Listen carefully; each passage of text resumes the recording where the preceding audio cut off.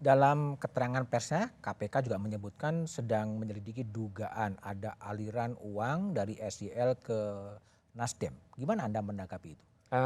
Dari isu yang 5 hari lalu, saya sempat ngecek ada transferan Ada transferan ke fraksi Nasdem dari SYL, SYL itu bantuan bencana. bantuan bencana Bantuan bencana, nilainya 20 juta. 20 juta. 20 juta. Ini saya langsung kasih tahu supaya jangan lagi ada pertanyaan. Saya sebelum isu itu beredar bertanya, saya cek Oh, Anda bendahara Partai Nasdem juga ya? fraksi partai. Bendahara fraksi Partai Nasdem. Nah, itu biasanya kita menerima bantuan-bantuan terkait dengan ada musibah yang ada di Republik ini. Jadi semua anggota DPR membantu tidak dipatok, tapi mereka membantu dengan seikhlasnya. Oke, tapi memang ada transferan dari SYL sebesar 20 juta. Itu sudah diakui oleh bendahara fraksi Partai Nasdem. Jadi tidak masalah artinya kalau ada penelusuran lebih jauh di luar yang 20 juta itu. Kalau untuk ke partai sendiri nggak ada ya. Saya juga bendahara umum partai. Tidak ada transaksi terkait dengan urusan personal, nggak ada. Kita semua terlaporkan tidak mau menerima pada transferan seorang personal, kita enggak. Kita bekerja dengan uang yang memang sudah didapatkan dari negara. Tapi kalau memang KPK mau menelusuri ya silakan aja kan? Silakan aja, itu terbuka. Oke, baik. Tadi saya menanggapi itu Profesor, terkait dengan pemanggilan KPK dengan polisi, itu biasanya kita pengawasan. Nah, di samping pengawasan, kita biasanya bertanya pada isu-isu besar. Untuk membuka hal terkait dengan apa yang menjadi perkara yang harus dibuka secara transparan. Nah, mungkin nanti saya akan meminta kepada dua institusi ini untuk kasus ini lebih transparan kepada publik.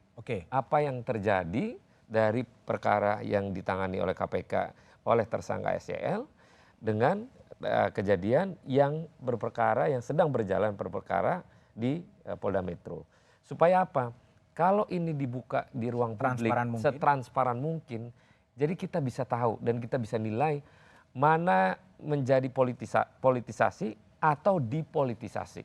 Supaya masyarakat mendapatkan informasi yang tapi itu setelah reses kan 30 Iya, setelah reses nanti. Baik, Bung Jamin. Jadi dalam posisi sekarang ya ini kan dua-duanya kan kepolisian maupun KPK kan dalam rumpun eksekutif di mana presiden kemudian juga ikut harus bertanggung jawab.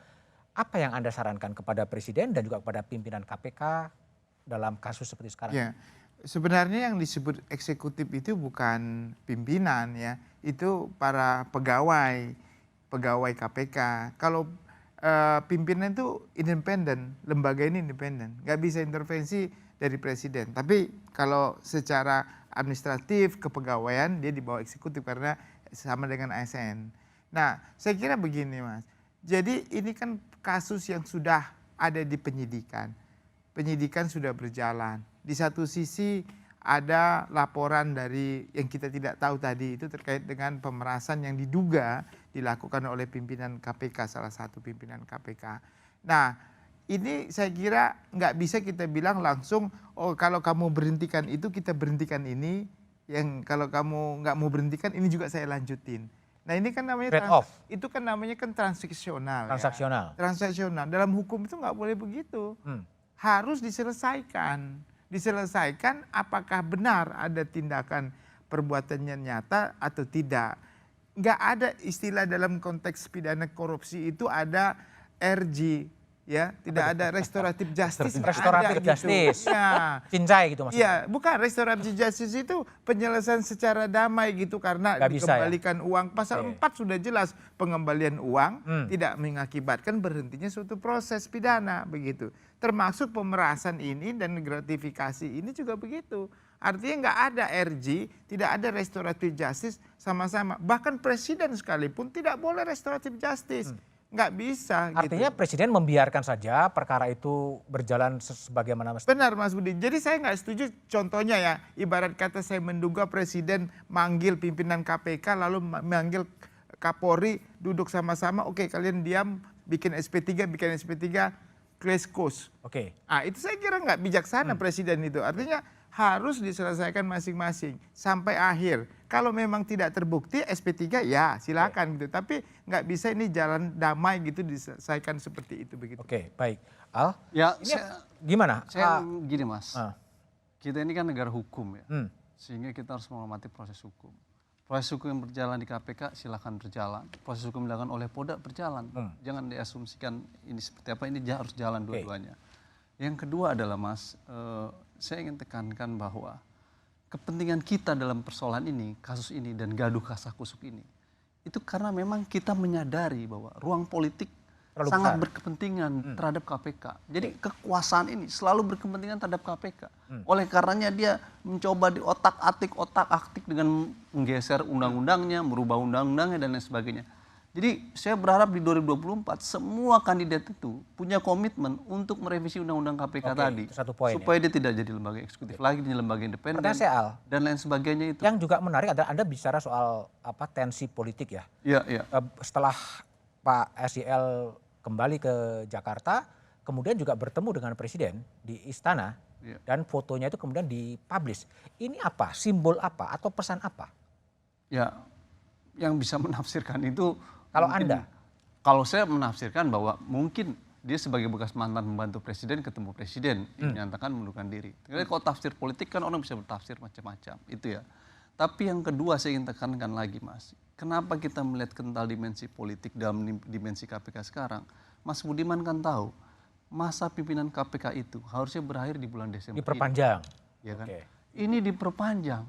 Apa alasan memperpanjang? Mahkamah Konstitusi menurut saya sangat amat tidak rasional memperpanjang masa pimpinan KPK. Terlalu kompleks ya. Terlalu kompleks. Cawe-cawe ya. Desember ini berakhir diganti sama Mas Budiman. Revisi undang-undang KPK dilakukan baru KPK benar. Sepanjang itu nggak terjadi susah ini Mas. Gitu. Bung Febri, Bung Febri, Anda memastikan bahwa SYL akan begitu datang ke Jakarta langsung akan datang ke KPK kooperatif? Kooperatif sudah pasti, karena itu memang dari awal sudah disebutkan dan itu dilihat dari konsistensi sikap ya. Bahkan sampai tadi saya bilang melepaskan jabatan tadi untuk fokus pada proses hukum ini. Datang ke Jakarta, tadi saya sudah tanya, beliau akan segera datang ke Jakarta dan kami tim kuasa hukum tentu akan koordinasi dengan KPK lebih lanjut kapan penjadwalan ulang yang dimungkinkan oleh KPK. Karena harusnya kan jadwal pemeriksaan hari ini, kemudian meminta penjadwalan ulang. Nah tentu itu perlu koordinasi lebih lanjut. Di hari apa penyidik KPK kemudian bisa menjadwalkan pemeriksaan sebagai tersangka tersebut. Bagi Pak Syahrul Yassin Limpo ini semua memang seperti jalan ke depan yang harus dihadapi. Apapun itu, karena apalagi tadi saya komunikasi juga setelah bertemu dengan Ibunda di Makassar. Sekarang posisi masih di Makassar? Saya nggak tahu yang sekarang ya. Tadi saya komunikasi setelah bertemu dengan Ibunda di Makassar, beliau merasa jauh lebih solid begitu, jauh lebih yakin akan bisa melalui ini dengan sebaik-baiknya. Gitu kan. Jadi poin utamanya adalah proses hukum ini harus dilakukan dan akan dilakukan secara kooperatif. Oke, baik.